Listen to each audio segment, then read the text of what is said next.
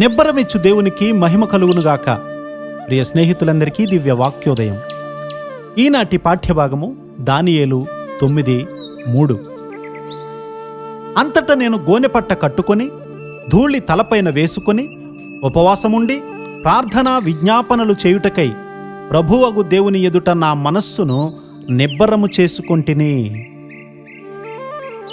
ప్రజల కొరకు భారము కలిగి ప్రార్థించే దానియేలు గారిని ఇక్కడ చూస్తూ ఉన్నాం. మన దేశాన్ని గురించి భారంతో ప్రార్థించకపోవడం అనేది ఒక దుస్థితి. ఏదో జాలి, దయ, కనికరాలతో ఉండడం మాత్రమే చాలదు.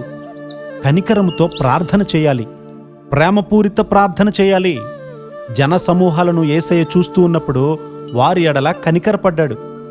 మన చుట్టూ అనేక మంది ఉన్నప్పటికీ, వారిలో కొందరు నరకాగ్నిలో పడడానికి సిద్ధంగా ఉన్నప్పటికీ మనకేమీ పట్టనట్లు మన హృదయాలను కఠినపరుచుకోకుండా వారి కొరకు ప్రార్థించడం నేర్చుకోవాలి.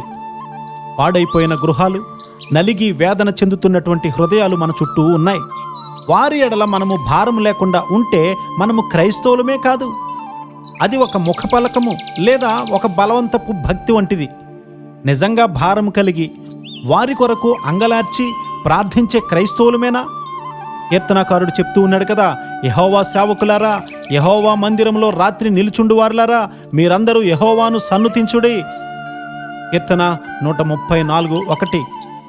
రాత్రంతయు ప్రార్థించువారు చాలా అరుదుగా కనబడతారు. నిజమైన ప్రేమ కలిగి ఉండేవారే ప్రార్థిస్తారు. భర్త మరణ సమయంలో భార్య తప్పకుండా ఆ రాత్రంతా భర్త పక్కనే ఉండి దుఃఖపడుతుంది కదా. ఉదయాన్నే ఆమె విధవరాలవుతుంది. పిల్లలు అనాథలవుతారు కనుక వారు అయ్యో ఈ రాత్రే చివరి రాత్రి అవుతుందేమో, నేను దగ్గర ఉండాలి అనుకుంటారు. అయితే ప్రార్థన విషయానికి వచ్చేసరికి రాత్రంతా ప్రార్థించే క్రైస్తవులు లేరా?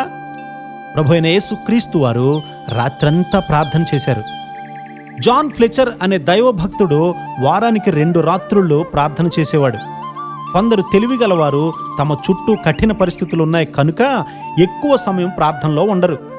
అదే పరీక్ష సమయం అయితే రాత్రి 3 గంటల వరకు మెలకువగా ఉండి చదువుతారు. కానీ తమ స్నేహితుడు నిత్య నరకానికి చేరుకోబోతున్నాడని తెలిసినా కూడా రాత్రి 1 గంట 2 గంటల వరకైనా ప్రార్థన చేయరు. అలాంటి భారమైన ప్రేమ ఎవ్వరికీ ఉండదు.